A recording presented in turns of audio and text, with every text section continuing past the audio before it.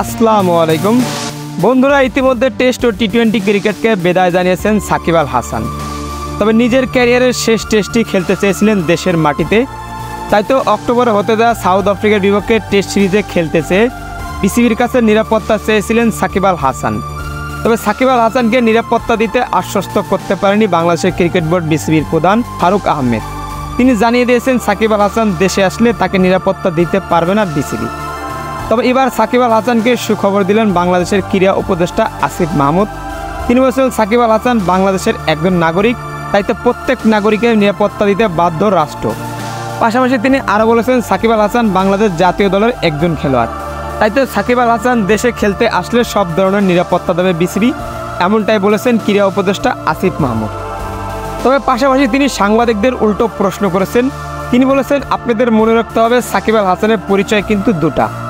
তিনি একজন বাংলাদেশের জাতীয় দলের খেলোয়াড়, পাশাপাশি তিনি একজন রাজনীতিবিদ। তাই তো সাকিবের বিষয়ে জনগণের মিশ্র প্রতিক্রিয়া আছে। পাশাপাশি তিনি আরও বলেছেন, রাজনৈতিক কারণে জনগণের যদি কোনো ক্ষোভ থাকে সাকিব আল হাসানের বিপক্ষে, তাহলে সেটা আমরা কিভাবে নিরাপত্তা দিব। তো ক্রীড়া উপদেষ্টা আসিফ মাহমুদের এমন বক্তব্য শোনার পরেই শঙ্কা জেগেছে, সাকিব আল হাসান কি তাহলে দেশে ফিরতে পারবে না?